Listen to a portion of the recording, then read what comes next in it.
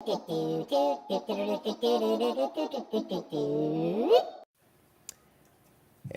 welcome everybody to Live at the Hive Digital Marketing from the Trenches, episode 216. Wow. Wow, we did it.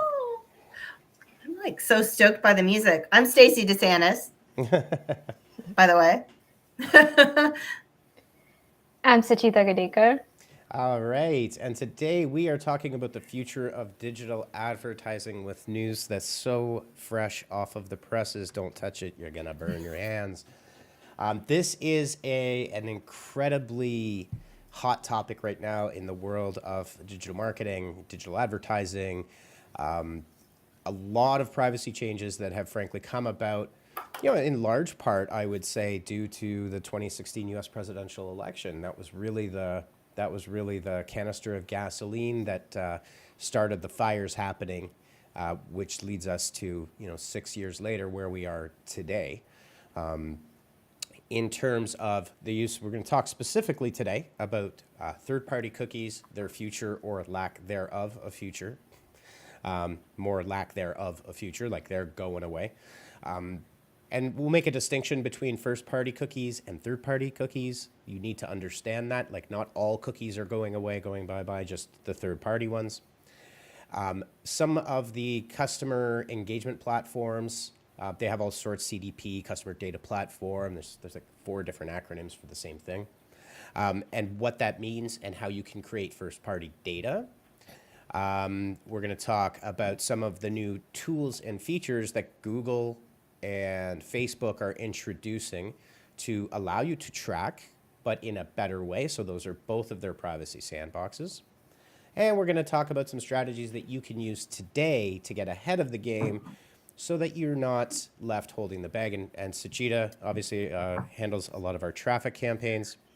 We'll be talking about specifically Facebook. So the question is, if you're sitting there going, wow, my Facebook campaigns have really gotten more expensive and I'm not getting the reach I used to get, and my audiences seem to be shrinking, we have answers for you. We have explanations, we have answers. Solutions. Highlight. Potential, yeah, there's solutions. You can't just, I think the biggest thing, I really feel like one of the big points about this whole thing is Facebook and Google made businesses, marketers, and advertisers really lazy. Oh, yeah. Right? It was really easy to jump in there, to create a campaign that had a high match rate, and we'll explain what that is, an audience with a really high match rate that had a really great number when you created a lookalike audience, and we'll talk about different types of audiences as well. And, for years and years, people just rode on those coattails of very low CPMs, right? High ROI, high ROAS. And it just got, I really think it got people really lazy about what data collection should mean for a business and why it should be a priority for your business to invest in the valuable customer data that exists. Yes, that's right. Yeah. And when Dan's talking cookies, he's not talking about like Oreo versus digestive cookies. Like it's like, It's Friday. What? Yeah, it's Friday. All right, so Sachita, I'll let you just do a quick rundown here of what it is we are actually going to be talking about. I'll just keep this up for you. Yeah, for sure. So like Dan mentioned, we are going to talk about the rise of first-party data, how it's going to affect our digital advertising strategies, how it has already affected some of our social platforms, Facebook, TikTok, Snapchat, and what are they doing to kind of adjust to the iOS updates. Mm-hmm. Very cool. And we'll also be talking about a little bit, which is some of Stacey's wheelhouse too, is the importance that content is going to create when you're using events on a platform like Facebook. And we've used this strategy over the years very effectively. It is not a cute strategy. I think some businesses, when they hear us talk about this, like, oh, that little social video is so cute. That little 45-second social video that reaches hundreds of thousands, if not millions of people it can be a bedrock in you maintaining and building your audiences. Cool. 100%. You know, Yes. a lot of people, I think that's one of the pieces they question when it comes to social media. Like, why am I producing these little videos and such? And why are we trying all these different tactics? And it's because it's kind of like the field of dreams. If you build it, they will come, you know, and we'll spend a lot of time building like authentic content that really speaks to the brand. And then my partner in crime, Sachita, will take it and she'll knock it out of the park and make sure we get eyeballs on it, right? So today we're going to really dive into how you can maintain that, especially with all these new privacy restrictions and such. Yeah, so let's just take a little step back here, and I'm going to restart that share. Oops. And we're going to talk about where this started first. I think it's important to say, Yeah. you know, where did we start and where are we going? Hello, Yvonne, Pippa, Brandon, Yagna, everybody. Welcome. If you are new here, please hit that like, hit that subscribe. If you're listening on the podcast, we'd appreciate the subscribe on whatever platform you choose. And feel free to ask any questions. That's what we're here for, and that is one of our goals. Okay, so just starting out, like, where did this start? And like I said, I really do, this is, you know, somewhat unscientific. Not that the conversation hadn't been there, but I think the 2016 US presidential election really blew the lid off of this in terms of what the Trump campaign had done using really advanced targeting details, additional data from Facebook to super micro target people in various parts of the US with these insane A/B tests. Like, for example, well, they're multivariate tests, but just give you an example. So people that lived in the Midwest that maybe were Republican but didn't like Donald Trump specifically, right? Well, they were delivered ads that didn't show Donald Trump but had a strong Republican message, right? In areas where Donald Trump was popular, they would use images and video of Trump. Like, they did this literally down to a DMA, a direct marketing association level. So that's a very specific way to deliver content. But they were hyper targeting people, and with the compliance of Facebook, and that really blew things up and started this conversation. Definitely So- was the catalyst for sure. Yeah, You know, like, because before that, everybody was like, I don't think they really understood the true power behind it, and they were actually able to leverage that to win the election. One would argue. It played a huge part, right? And what it really started talking about, and that started getting people talking about, you know, what are these platforms? How are they able to target? How are they able to target us, and what data and information do they have? Right, so that kind of kicked it all off, and then since that time, third-party cookies have been, which is what this technology applies to. It's important to understand what a third-party cookie is, and a third-party cookie is if someone visits your website and you have cookies enabled, like you've got a Shopify store, you've got cookies enabled, right? That's called a first-party cookie. That's okay. That's your website to a visitor that has visited your site, and that's also called first-party data, right?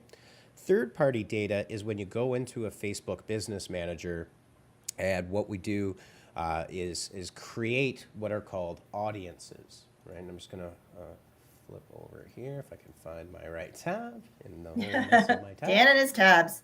Yeah, always got the tabs going. It's not here. Where did it go? Let me just. I will get there in a second. So the third-party data exists on the Google Ads platform, the Microsoft Ads platform, Facebook, where you can go in, upload data, and you create audiences. And you see this all the time where, you know, we'll create interest audiences. People are interested in this topic and this demographic, and they follow this page, and they have these other interests. Well, what's happening underneath the surface there is Facebook and Google and Microsoft, all of them, TikTok, they're aggregating data from several. We don't know how many. I know it's in the hundreds because they won't tell us. But they will match up your data with credit info, with mortgage info, with all sorts of stuff, and give you an interface as an advertiser to target those audiences. Well, that's what the issue is. Okay, and just to talk very quickly about audiences, And Sashita, if I'm kind of throwing this out at you, but do you want to talk to these three type core, custom, and lookalikes? Yeah, for sure. So the first one is the core ones. The core audience type is that is directly available to you, like demographics, the interest groups, the detailed targeting, basically.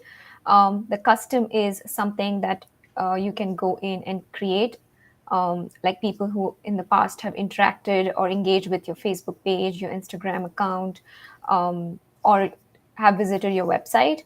And a lookalike is basically who audiences that have been created using your previous, like maybe a customer list or people who have visited your website. So Facebook tries to match certain characteristics of these audience and tries to create a lookalike. Certain attributes that are matched that would help you create what is called a lookalike audience. Yes, and those lookalike audiences have what are called expansion features. So you can start out with a smaller audience. You may have 75,000 matches between interactions on your Facebook page, interactions on your website, interactions throughout your email, for example, like whatever. There's lots of different things. Interactions watching a video, for example. Okay, and when we put it into a lookalike audience, it provides an expansion. You can then increase that audience size where the platform will find similar individuals to your core or custom audience. And that is really has been a major strategy amongst advertisers to really grow that reach to a qualified audience.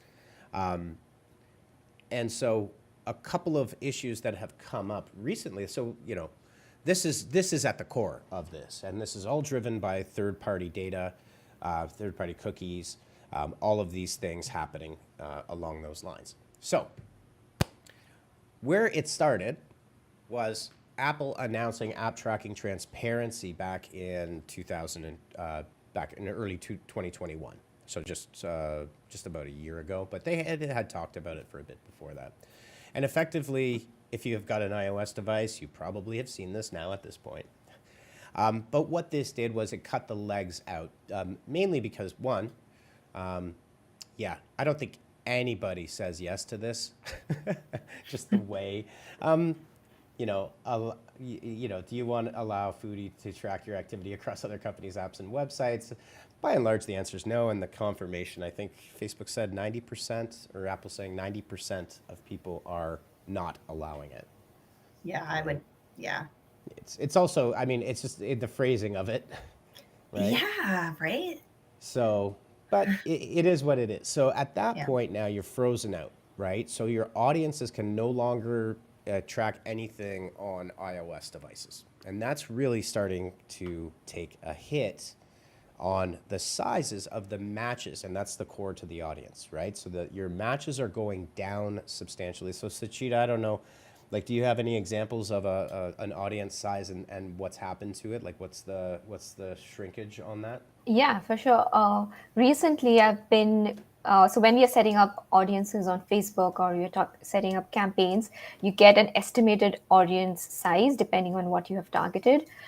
So recently, yes, I've been getting errors from Facebook that you may not get the number of leads because the audience size is very small. And basically, it was the same targeting that I used before for this, like, and we got pretty good results. But now the size is small, and the estimate of leads is again very small because you're going to reach fewer people. And also with this, our conversion tracking is also getting affected. People who have opted out of not getting tracked on iOS is basically you won't be able to get that data from iOS devices. And that's why I think conversion tracking is also dropped, like I must say, like 15 to 20%, which is again, it's not accurate. It's just people may be downloading certain apps on iOS, but you're just not getting that data back. Exactly. Sorry, I'm just running my Facebook. It's really rude of me on a live stream to look down and be on my phone. There we go. But yeah, so what's going to happen in this cookieless world is you've got to take a first part. The first thing I would say on this, and we're going to kind of jump around a little bit, But this is a very important component here is businesses need to focus, businesses large and small, need to focus on first party data, okay? So what that means is you have various sources of data in any business. You've got a website, maybe you've got a mobile app, you've got your social platforms and your social channels, right? And that first party data strategy is saying, and you've got a CRM, I hope, right? To track your customers, to track their sales, to track their activity. So you should have this wealth of data. And if you're an e-commerce, you'll have a point of sale. If you're Shopify store, you've got your shopping data. If you're in B2B and services, you've got your leads database that hopefully you're investing in. And the concept here is taking on a first party data strategy that says, we are now going to be our own Apple, our own Facebook. We are going to collect that data. It's going to be managed properly, and we're going to integrate it all together and then be able to push that back out into, say, a Facebook or a Google or a Microsoft platform. And by making that investment, you're going to be somewhat more immune to this problem and this issue because you're collecting and you will be able to match data. You just have to do it in a different way. So. Yeah, I think point number 2 also on that slide, offer value in exchange for data is don't make the mistake of asking people to like just sign up for a newsletter. This is just a quick sidebar tip. Try to like offer them something of key value. Maybe it's like a lead magnet, a tips and tricks type of thing. But another thing you could do is maybe on your website or through your email marketing campaigns or even on social, you can say, do you want regular updates on how to fix this? And, you know, or you offer that real key piece of value in your copy when you're asking people for that, and you're more likely to get more first party data like emails and such that you can use towards these efforts just by making a switch like that, because nobody wants, they're like, oh, another newsletter, like offer them something of real value, right? Yeah, and so. I think it's important, and it needs to be said that every business, right, has this data. The question is whether you're using it, whether it's in your own custom CRM, whether it's in Salesforce or Pipedrive or Odoo, whatever it might be.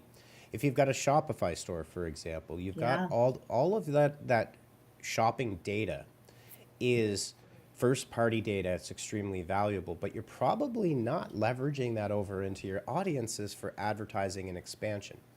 So, you know, when we talk about first party data, I think it's important that we talk about what this thing actually looks like, and I'll see if I can find my head. Yeah, I agree, because I think it's like, you know, when sometimes we have people come to us and they're like, oh, I don't know how you're going to build any content out of this. It's the same type of thing.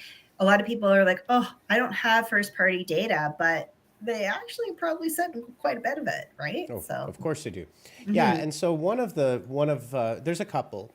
Depending on your budget, and your mileage may vary. To some greater or lesser degree, segment.com, I would say, is one of the leaders for sure in the customer data platform industry. You can set up a free account. The free account obviously has limited data sources, but here's the basic concept, and this is how it works, and they do a good job of explaining this.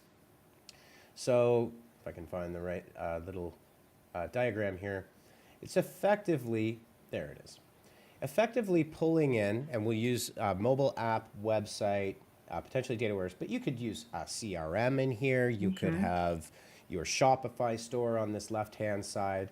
We put it into the platform. You connect it all up. It's just a series of connections.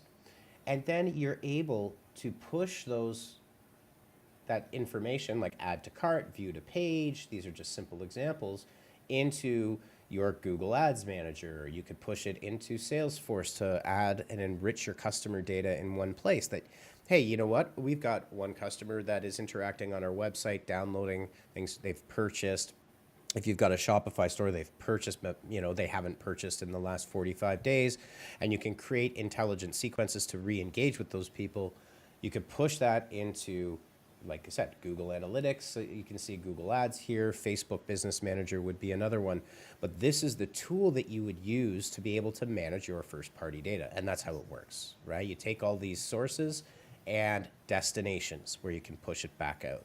When you start combining that, then you start to see really huge results in your digital advertising. This is what's going to happen in order for companies to be successful, because your reliance on third-party data is going to significantly continue to decrease. Exactly. Whew, that was a mouthful. I don't know how you do it. All right, so that is segment.com. Another one that we use quite frequently. And again, your mileage may vary. It depends on budget. It depends on what you're looking at. LiveRamp is a very good. LiveRamp will do all sorts of fun things. Now, the important thing here is that, so LiveRamp, for example, in order to create audiences on the Microsoft advertising platform, so what people would refer to as Bing, in order to do that, you have to use a tool like LiveRamp, because it does what's called hashing customer lists. So if you had your customer list from Salesforce, for example, and you've got 10,000 leads and customers in there, Microsoft won't allow you to update raw customer data. It has to be what's called hashed for privacy purposes, and LiveRamp is a tool that will do that. Okay, but again, it's a very similar process to what Segment is offering. So you can personalize based on people's activity by pulling all that data into one centralized hub. Think of it like Grand Central Station, right? All the trains coming in and trains going out. That's really what it is. And these businesses are privacy first, okay? So where Facebook, and somehow I don't know how Google escapes this, but they consistently do. But the data that Facebook has is minuscule, I think, compared to Google, right? Like Google has the largest database in the world by far, with the point to which the US government has had to request data from Google in various lawsuits and various issues that they have had. And quite often Google says no, but who knows? Yeah. Wow. But these are two tools, LiveRamp, Segment.com, two great tools for you to start building your first party data, right? And see, you can see there, they just had it. The renaissance of digital advertising. So everyone's saying that this is going to die and it's all over. It's not even by a long shot, and not even close. Okay, so maybe we can just jump in here. Okay, so yes, the big news today, to be honest with you, is like literally, this came up. Well, I guess it got released. Yeah. So quietly, Google introduced the Privacy Sandbox on Android. So what is that? That is precisely what Apple has just done. This is Google's equivalent to iOS 14.5 on Android. And so guess what? Third-party cookie tracking data on what is arguably the largest software platform, right? Android is bigger than Apple in use across, because there's several, like dozens, if not hundreds of companies that have mobile devices worldwide on Android. Mm-hmm. So the same thing is happening here. And third-party cookies. So if you just continue down the path where we're starting to see changes on Facebook, for example, and on Google, you're going to see those audiences shrink. You're going to see no more tracking. And then if you're not prepared, what's going to happen is you're going to have completely untargeted advertising. And, nobody wants that. That never works out well for anybody. Okay, so that is the big news, that the Android operating system is going to introduce ATT-style tracking and blocking exactly the same way that Apple and iOS have already done. Yeah, I suppose it was just a matter of time, right? Absolutely. Yeah. Absolutely, just a matter of time. Okay, so we talked a little bit about customer data platforms and audience management. I think one of the things that we can talk about now are these, because I just had it up, was the Privacy Sandbox. And this is an interesting thing. And this kind of proves the point of the future not being, like I think what it comes down to is the technology is shifting. The use of the third-party cookie is going away. That doesn't mean that the industry, for obvious reasons, the industry is not saying digital advertising is dead, nor is it saying personalization is dead, right? You know, one of the ironies is all of the people that complain about targeted advertising, and I'll be honest, I don't mind targeted advertising. To me, that's good.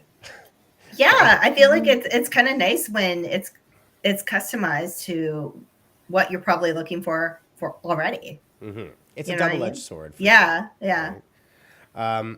So what these privacy sandboxes are, protecting your privacy. So this is privacysandbox.com. This is the Google version here.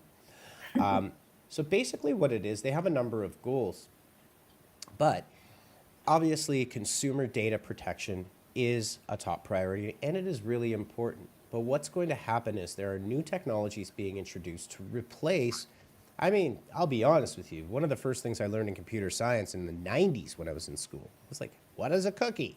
It's a text file.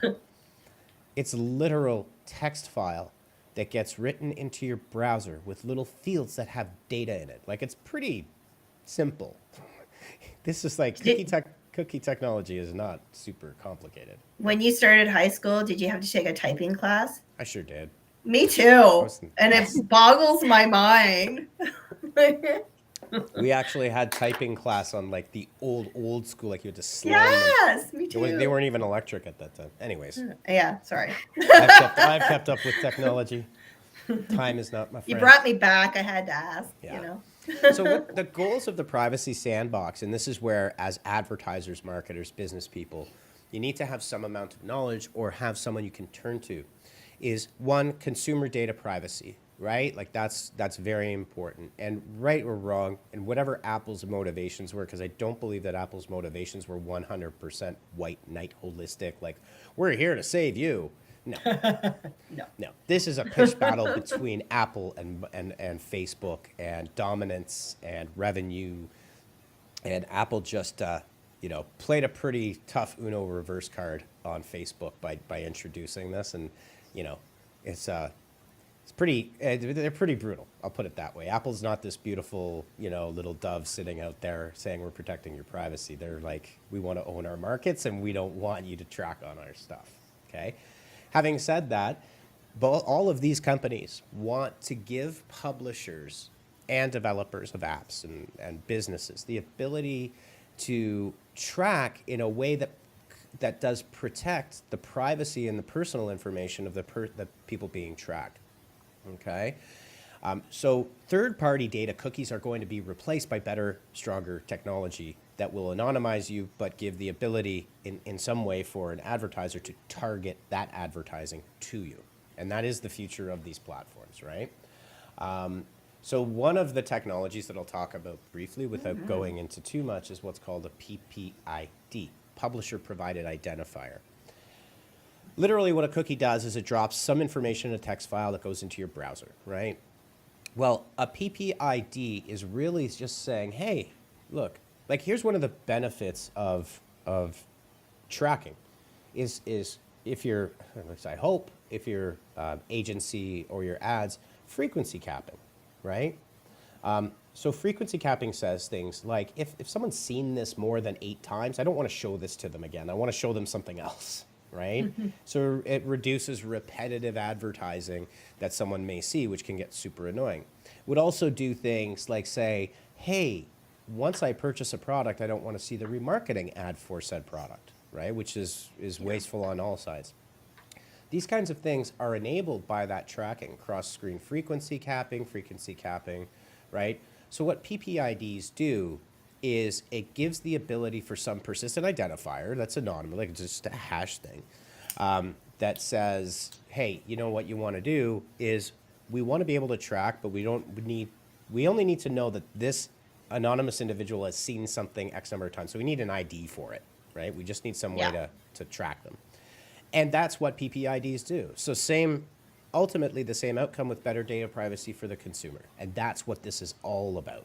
Yeah. right? And it's nice that they have that option, because we were kind of huddling before the show and he made a really good point. He's like, they still want advertisers, they still want the revenue. They just have to figure out how to balance that with all these new privacy restrictions that, that was kind of a call after the election, right? It was a call to arms, like, we need more privacy protection. Okay, we're going to give that to you now. How are we going to accommodate so that way we're still getting that advertising revenue? Yeah. And so, like in that article I just had up there, they're using like Hulu, but you could use Netflix as an example. They would use a PPID to make sure that you don't see one ad too many times, degrading user experiences, making things like it was back in the early 2000s, like Punch the Monkey and these terrible ads that were everywhere. Oh, I remember those. Right? And so the outcome of all of these things is really strong. So first thing you need to do as a business is consider using something like segment.com. It doesn't come in too expensively. It's a great way to start. Take your first party data very seriously. And one of the things I think where especially companies in the B2B space do not take their lead and customer data very seriously, and they really need to. Because you unlock a whole wealth of information that allows you to create these highly personalized experiences through a combination of organic and advertising, actually creates a strong and positive user experience, right? I wouldn't honestly, if you were to say, hey, there's not going to be any personalization out anywhere, it would be the internet of like 2005, right? Yeah. You'd just be reading billboards, effectively. All right, that is my little soapbox. I'm pretty sure we're good to go. I'm going to kick this one over. So in addition to some of these tools, these are like third-party tools and tactics and techniques you can use to bring all your data together. Google and Facebook, I will make one more point. Here's a couple of reasons why Facebook's going to get more challenging and you need to pay attention. So the attribution window, it's called, that used to be in an audience, used to be 180 days. So I'll use an example. If I created a video and Dan watched the whole video, I could be in an attribution audience for 180 days, which means I could get remarketing audiences, I could get different campaigns and things happen. That is now 7 days, okay? So your audience grows and shrinks, and now it's shrinking really quick, right? Where we used to be able to persistently show that data. That's the first problem. The second problem is that match accuracy has gone down by like 30 to 40% at least, right? Because there's no more iOS data. So when you create an audience that might have had 1 million people before, now you're seeing 500 to 600,000. Facebook's just not able to match that, okay? That's the second issue. The third issue on Facebook is not only is the match data smaller, but what that means is Facebook's algorithms and AI have to enter a learning phase, which is the AI trying to create the matches and find the people. That's now taking longer, okay? Because it's a slower process. And some result is when your campaigns are in the learning phase, you're paying Facebook to match at a higher rate in order to learn. So costs are going up because of that. CPMs are going up, reach is going down, learning and engagement, learning and phases for campaigns are taking longer, right? So this is all the stuff we're combating. That's the end sum result. Whew, this was a mouthful today. It's all gearheady, isn't it? But I will kick this over to Sachita. On the side of the platforms, new features are being released specifically on Google. Facebook is also adding new features. They're creating different types of formats and different ways to reach these audiences in new ways. And that's really what the core of what we're talking about is today. So Sachita, I will kick this over to you and share. Sure. So, we can start with what Google has added. So Google has been replacing and updating a few campaign types. It has currently, from April onwards, it's going to completely get rid of smart shopping and local campaigns. And they have already introduced the Performance Max campaign.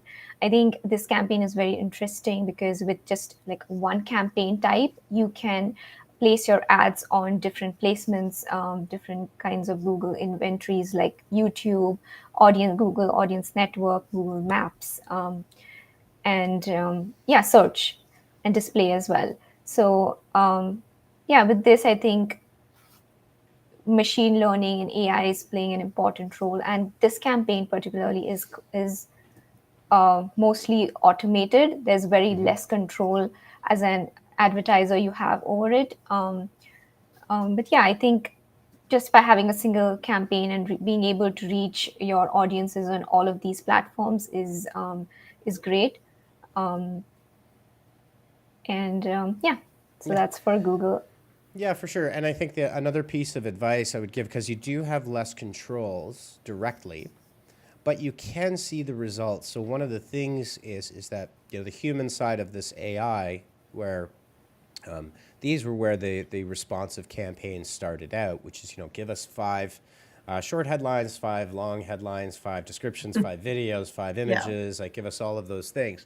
Let us run it on the network with what you've got, and watch your tests to see where the performances are happening, right? So running more tests and letting that AI do its thing. There are specific matching tools in that AI that Google can help you with.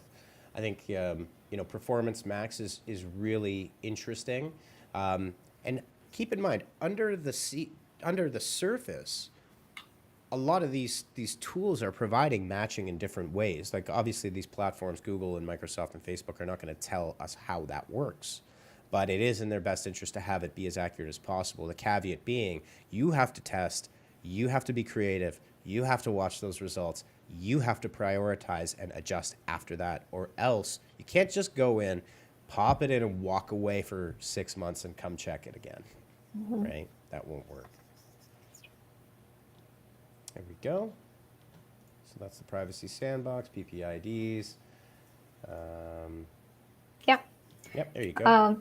Yeah, and like what Facebook is doing, and not only Facebook, but I'm talking about all the social media platforms, even TikTok, Snapchat. It has updated its just to combat the iOS changes. It has updated the way it is going to track. Facebook has introduced what is called as an aggregated measurement tool, so you can track up to 8 unique events on Facebook. And also, it has introduced the conversion API where you can link, Google Tag Manager or Shopify store directly. So Facebook will directly pull this data from Google Tag Manager or Shopify to get how many purchases or how many people have completed certain events on your site. Um, Go yeah. ahead. Sorry. Yeah, so I think these changes we have already, like most of us have already completed in the last year, but this is what Facebook has been trying to do in terms of getting over with the iOS, getting adjusted to the iOS changes. There are certain campaign objectives such as app installs, conversions, and landing page objectives, which wouldn't send back the data from iOS users because of these updates from iOS. For that, we could use Coachava, the Segment IO, which have updated themselves to kind of add an integration between these platforms, and that's how we get our conversion tracking or app data accurately for the campaigns. Exactly. And I think it should be mentioned that if you are promoting a mobile app, and look, you know what? I think another thing to mention is there are a lot of ways that businesses can get mobile apps. There are app builders, there are specific apps that can be white labeled. I would suggest looking into that. If you don't already have one, you should have one. It does make a big difference. Secondly, if you are advertising on Apple ads currently, that blocking does not apply within the Apple ecosystem.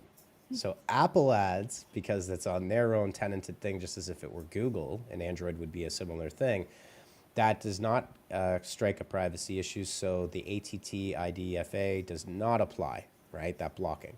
It's only for third parties, and I think everybody needs to remember that. So you can get around that. And I mean, hey, not too self-serving for Apple, eh? If they're building their ads business. So there's a little bit of that in there for sure. The other point I would make about this is we've seen quite typically when we engage with a new client on Facebook ads, for example, we do an audit first. A shockingly large number of times, domains are not even verified in there. You're going to kill yourself if you have an agency or if you're running your Facebook ads, you need to make sure that all of these items listed on this particular slide here are done and done properly, and you're not seeing big red flags there. Because the outcome is not that you won't be able to advertise, but your costs are going to shoot way, way up. Mm-hmm. Yeah. All righty. So we can talk quickly, probably about, I think one thing to talk about is really this whole notion of omni-channel marketing, right? And what does that mean? That's been a term thrown around marketing and advertising for a long time. But the idea being that don't rely on one platform for all of your sources of customer info, data, new customer acquisitions, everything. You need to spread it across several platforms and test. You need to be able to ensure that the platforms that you're using, Facebook, Google, Microsoft, TikTok, Snap, whatever it might be, AdRoll, for example, that you can connect all of that data together so you're getting that first party data and maximizing it, because the end sum result will be lower CPMs, lower return on advertising spend, and increased ROI. All right. So by enabling omni-channel, you could be, and Kochava for mobile is a great example. Apps Flyer can do it. And your third party, you pull everything in there, and then you can push things out into all of those other channels and see which ones are working most effectively, and then double down on the ones that are working for you. Okay. Perfect. Yeah, totally. From a Facebook perspective, one last thing to talk about is the short form video content. So again, we use the short form video content at the top level of brand awareness campaigns to build audiences. And so, I mean, with a 7-day attribution window versus a 180-day, you want to increase the frequency of those, increase the quality of those, and really, and this is where, and I think it goes without saying, by the way, like the Super Bowl ad for Coinbase was a great example, right? Yeah. Really creative, really simple, and it absolutely blew up. Do you guys know what the ad is I'm talking about? Did you hear? I didn't see that one, to be honest with you. Okay, it was a floating QR code, and the joke is that back in the 90s and I guess the 2000s, when DVD players had a screensaver, and it was the little DVD. Oh, yeah. Around. Yeah. Okay, so this was actually taken from an episode of The Office where they were, Michael Scott is up there talking in the boardroom, and they're all sitting around. And actually what they're doing is they were betting. It was a game in the 90s that used to play that it's like, where would the DVD icon go on the screen, right? So this little DVD icon box would jump around the screen, and you'd like bet on whether or not it's going to hit the corner, or is it going to not? Like it'll sometimes hit the corner, sometimes it would change course. That whole TV commercial was literally, like the minute I saw it, I was like, I know what this is. But it was actually a meme, and it was a joke. It was a really popular episode of The Office where they were actually all betting on whether it hits the corner or not. And they start cheering. That was what Coinbase did. Well, it took off for them. Like it literally took off. Example of, and I've got a Twitter thread from a guy that broke this down. And, you know, $7 million ad spot, you know, their site went down. But they invested in the future because they know that acquisition, both from a memes perspective and the number of signups they got, was a hugely intelligent marketing play. But you can see that high level of engagement, that creativity, for us, we tend to use the short form video, but you've got to be creative, you've got to be engaging, you've got to, you know, it's not just, we're talking a lot about platforming here, but the other side of that is what you put into that platform can not just be something flat. Yeah. Right? It's the jazz hands the content team brings. That's it. Yeah. All right. So the reality is that third-party cookie data is going away, and if you're in marketing and advertising and you're trying to promote, you're going to have to think different. That's my Apple joke for the day. Think different. That used to be their tagline. But we have to change and adapt. The platforms are changing, adapting with their privacy sandboxes, providing better ways to track as opposed to third-party cookies using things like PPIDs. And first-party data is the future of your business. Take it seriously. Invest in it. Get CDP, a customer data platform. Invest in a CRM that's properly connected so you know what your customers and your leads are doing and what that funnel looks like. I mean, this is serious stuff. And if you don't do it, you will be left behind because obviously we're not turning into any less of a digital world. So No. that's it, man. That's all I got. That's all you got. That's all I got for today. I mean, All I just right. see you guys digitally anyway That's it. because we're all virtual. So, That's true. That's true. And I've upped my hue lamps now. I can have brighter LED backgrounds. how many computers do you have in that room? 2. That's Yeah. 3 screens on a MacBook Pro. Oh, fancy pants over there. I just had a bunch of monitors sitting around, so I was like, Why not, right? why not use them? Screen real estate, that's where it's at. All right, everybody. Sachita, Stacy, thank you again. I will not be here next week. I will be in Punta, Canada, in the Dominican. So the inmates will be running the asylum. And It's going to be the DeSantis show. We're going to have the DeSantis Touring Council and one other person show. I'm not sure who they've got planned. Paige. Oh, Paige will be on. Okay. So, yes, next week we will be talking about do's and don'ts for small businesses on social media. Some very practical, tactical things that you can do with social media that we've learned from being in the trenches. Yeah. So, thanks, everybody. I will actually see you in 2 weeks. I've never done this before, so we'll see how my ADHD/manic. Oh boy. We'll see how manic I get being gone for 2 weeks, but I know that everything will be in good hands because the team is great. Thanks everybody for joining us for episode 216 of Live at the Hive, Digital Marketing from the Trenches. We will see you next week, same B time, same B channel. Peace. Oh, and the dogs are